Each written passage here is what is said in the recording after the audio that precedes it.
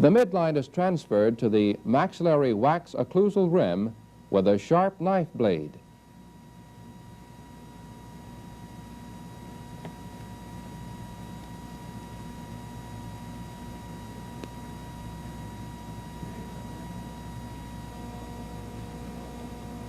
On one side, the maxillary wax occlusal rim is removed with a warmed knife blade from the midline to the approximate area of the first bicuspid.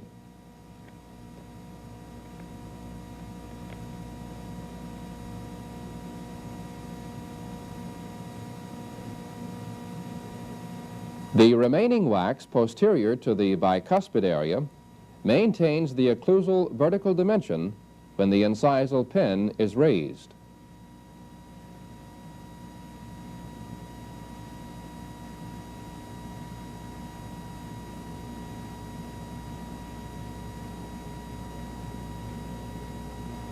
It is necessary to remove not only the wax, but a portion of the maxillary base plate, thereby exposing the underlying model.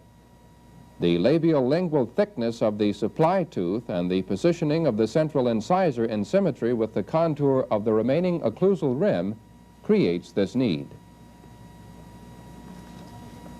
Small additions of molten wax are applied with the number 7 spatula to this previously exposed area.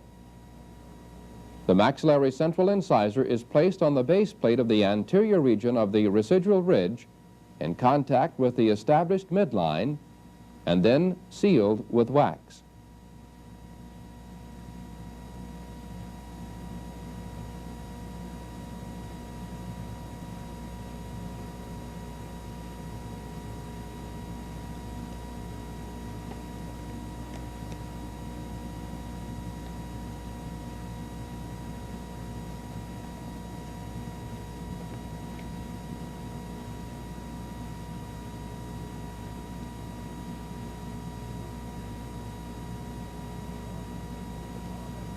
The long axis of the tooth should be perpendicular to the horizontal established by the plane of occlusion. The incisal edge is positioned 1 millimeter below the maxillary wax occlusal rim. The labial surface of the central incisor should form a continuum with the contour established by the unaltered remaining maxillary wax occlusal rim. The anterior surface is positioned vertically and should not flare to either the labial or lingual. The horizontal overlap is established by the relationship of the maxillary and mandibular occlusal bite rims and is maintained.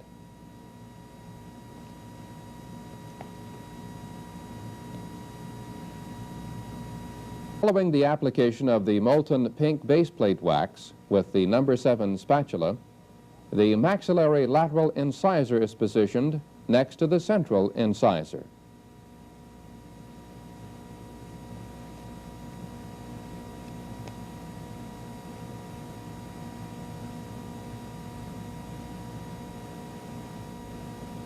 The neck of this tooth is slightly depressed, and the labial surface is arranged in symmetry, maintaining the contour established by the remaining wax occlusal rim.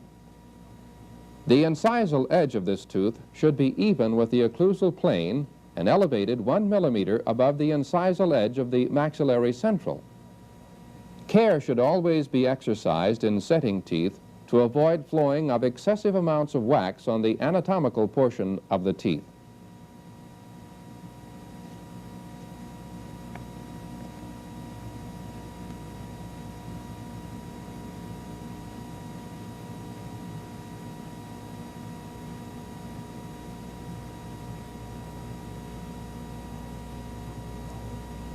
Following the proper arranging of this tooth, it is joined to the base plate by molten base plate wax.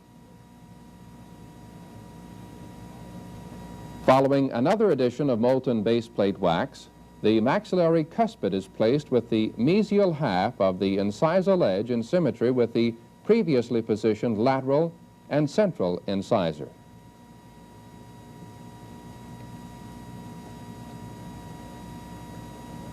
This will direct the distal half of the cuspid posteriorly along the residual ridges, providing a guide in setting the maxillary posterior teeth.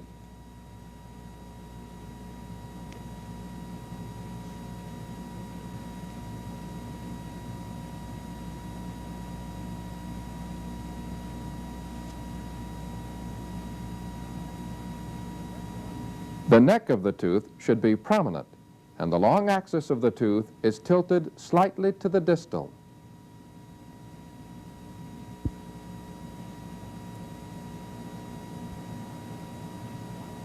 The incisal tip of the cuspid should be 1 millimeter below the occlusal plane.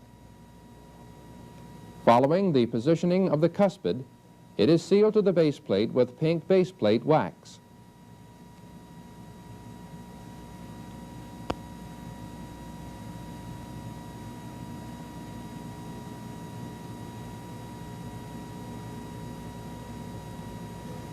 In reviewing the requirements for the arrangement of the maxillary anterior teeth, the central and lateral incisors and the cuspids are in symmetry with the unaltered contour of the occlusal bite rim. The neck of the cuspid is prominent with the labial surface vertical. The neck of the lateral incisor is depressed. The labial surface of the central incisor is vertical with the long axis perpendicular to the horizontal. The incisal edge of the central, as with the cuspid, is 1 millimeter below the occlusal plane. If these requirements have been satisfied, the teeth are sealed to the maxillary base plate in preparation for the arrangement of the mandibular anterior teeth.